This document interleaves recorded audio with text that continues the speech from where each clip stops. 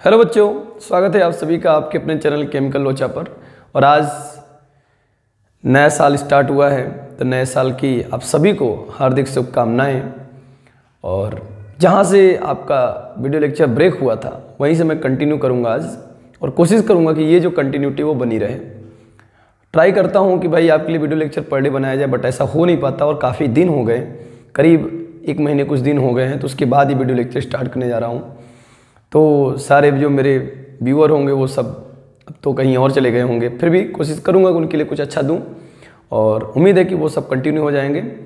और जितने video lecture आपके बनने चाहिए क्लास 12th के लिए, वो सारे वीडियो लेक्चर अब आपको इस पर मिलेंगे। पर डे कोशिश करूंगा कि कम से कम 1 और 2 वीडियो लेक्चर आपके लिए अवेलेबल जरूर करा सकूँ, ठीक है।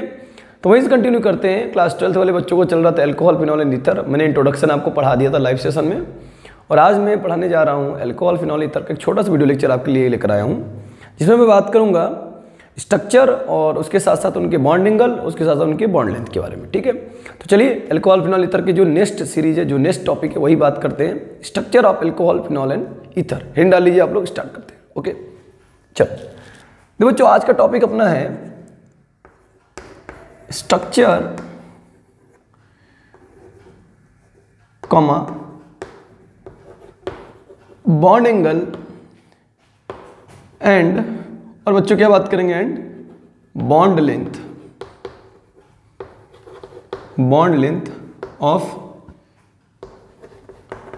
Alcohol, phenol and ether. Okay बच्चों, चलिए ये आपकी हेडिंग होगी छोटी सी। तो अब इससे क्वेश्चन तो बहुत बारीकी पूछी जाती हैं, आपके एनसीईआरटी बुक में दिया भी है। मैं बच्चों से बार बार रिकमेंड करता हूँ एनसीईआरटी की एक एक लाइन को बहुत अच्छे से पढ़िए, तो उसी लाइन से मैं आपको यहाँ कुछ समझाने की कोशिश करता हूँ। तो बच्चों, जो अल्कोहल होता है उसका स्ट्रक्चर कुछ इस तरीके से होता है। यहाँ पर 2 लोन पेयर होता है, 2 बॉन्ड पेयर और 2 लोन पेयर। तो इस स्ट्रक्चर में आप देख रहे हो क्या, यहाँ पर कार्बन OH, इसमें आपको दिख क्या रहा है, 2 lone pair and 2 bond pair दिख रहा है कि नहीं बताओ। एक ये बॉन्ड, एक ये बॉन्ड, तो एक बॉन्ड पेयर ये, एक बॉन्ड पेयर ये, 2 बॉन्ड पेयर और 2 लोन पेयर इसमें है। अच्छा, अब बात ये है कि इस कार्बन की हाइब्रिडेशन कितनी है। तो बच्चों, इस कार्बन की हाइब्रिडेशन होती है sp3। मैंने सिर्फ कार्बन में जो सिंगल सिंगल बॉन्ड हो तो उसका गिनने का तरीका बताया है। अगर 4 सिग्मा और 0 पाई अगर कार्बन रखता है तो वो sp3 होगा। 3 सिग्मा 1 पाई रखता है तो sp2 होगा। 2 सिग्मा 2 पाई रखता है तो sp होगा। लोन पेयर केस में कैसे हाइब्रिडेशन निकालते हैं वो भी देख लो। लोन पेयर केस में हाइब्रिडेशन निकालना अगर होगा बच्चों, तो उसके लिए आपके पास फार्मूला आ जाएगा नंबर ऑफ बॉन्ड पेयर।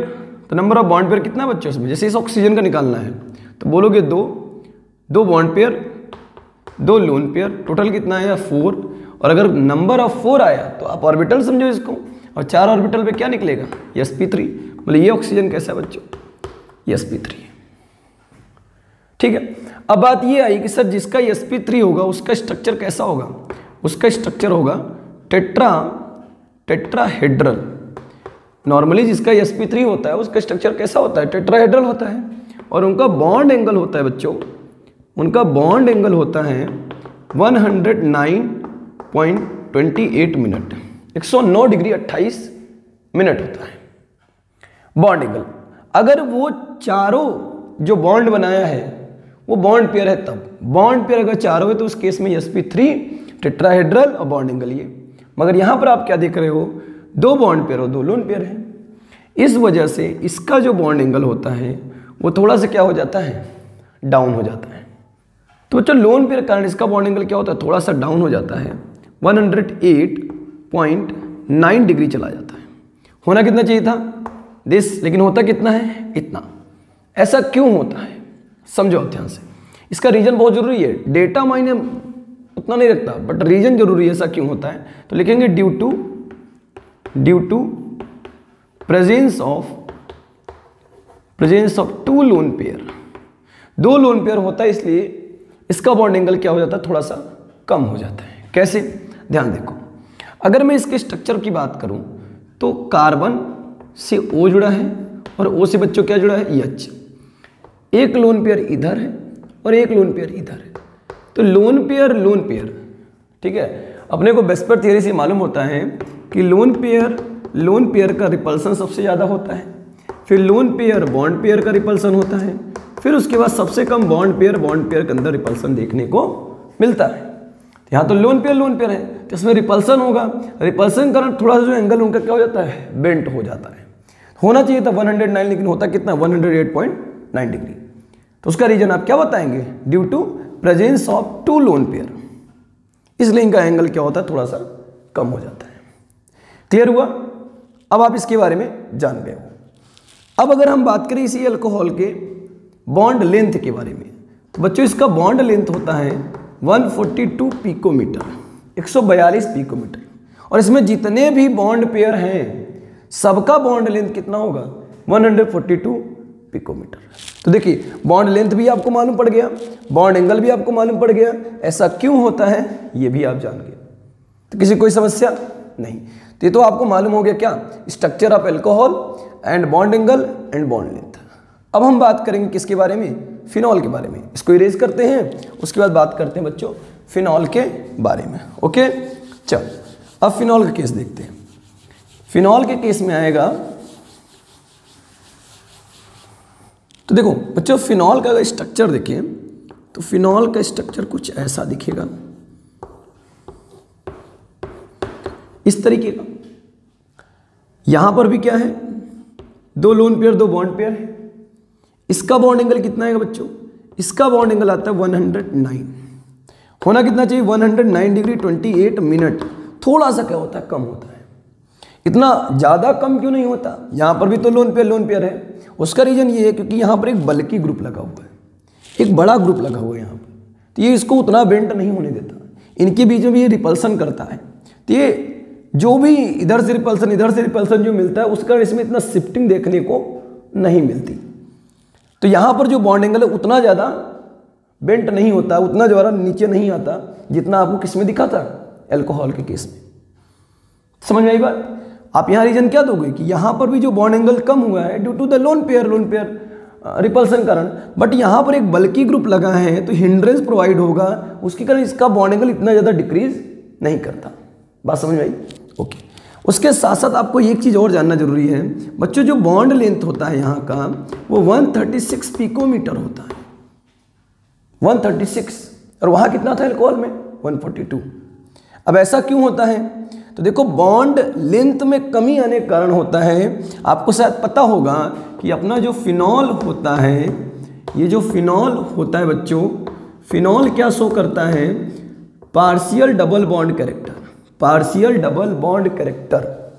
और अगर डबल बॉन्ड ट्रिपल बॉन्ड बढ़ता है, सिंगल डबल ट्रिपल, तो बॉन्ड लेंथ क्या होता जाता है बच्चों, डिक्रीज करता है। ऐसा आप लोगों ने पढ़ा है ना। तो यहाँ पर यही रीजन होता है कि इसका बॉन्ड लेंथ क्यों कम हो जाता है एल्कोहल से। वहाँ कितना था 142, यहाँ कितना आया 136। तो इसका रीजन क्या है, क्योंकि यहाँ पर पार्शियल डबल बॉन्ड कैरेक्टर देखने को मिलता है जो कि रेजोनेंस के द्वारा आपको दिखाई देगा। क्लियर हुई बात? ओके। अब हम बात कर लेते हैं किसकी, अब हम बात करते हैं ईथर की। किसकी बात करते हैं बच्चों, ईथर की। इसको नोट कर लीजिए, उसके बाद हम लोग ईथर देखते हैं। चलो अब हम लोग देखेंगे ईथर का। तो देखो बच्चों ईथर में क्या होता है, CH3, यहाँ भी लोन पेयर, यहाँ भी लोन पेयर होता है। और इसका जो बॉन्ड एंगल आता है बच्चों इस बार कम नहीं आएगा, 111.7, 111 डिग्री 7 मिनट हो जाता है। होना कितना चाहिए, 109 डिग्री 28 मिनट। इस बार कम नहीं हुआ, बढ़ गया। अब जानना बड़ा इंटरेस्टिंग हो गया भाई, सर अब तो लोन पेयर का रिपल्सन होता तो कम ही होता, दोनों में तो कम था। तो यहाँ बढ़ने का मेन रीजन बच्चों क्या है, क्योंकि यहाँ पर क्या है, दो बल्कि ग्रुप लग गए हैं, दोनों तरफ बल्कि ग्रुप लग गए हैं। और बल्कि ग्रुप लग जाने से क्या होता है, वो हिंड्रेंस पावर बढ़ जाता है, वो उसको डिक्रीज नहीं बल्कि और ज़्यादा ओपन कर देता है। तो क्या हो जाता है, थोड़ा सा ओपन हो जाता है, तो बॉन्ड एंगल कम होने की बजाय क्या हो जाता है, बढ़ जाता है। तो अब आपको इस टॉपिक के थ्रू क्लियर हो गया होगा कि अल्कोहल, फिनॉल और ईथर का बॉन्ड एंगल क्या होता है, बॉन्ड लेंथ क्या होता है, क्यों ये डिक्रीज करता है, क्यों ये इंक्रीज करता है, क्या रीजन, ये सब आप जानते होंगे। इसको नोट करिए। अब अगली जो अपनी हेडिंग चलेगी वो क्या चलेगी, methods of preparation of alcohol and phenol. हम एल्कोहल फिनॉल को कंबाइंड फॉर्म में पढ़ेंगे, ईथर को अलग करके पढ़ेंगे। ठीक, इसको कॉपी करिए। मिलते हैं नेक्स्ट वीडियो लेक्चर में। ठीक है बच्चों।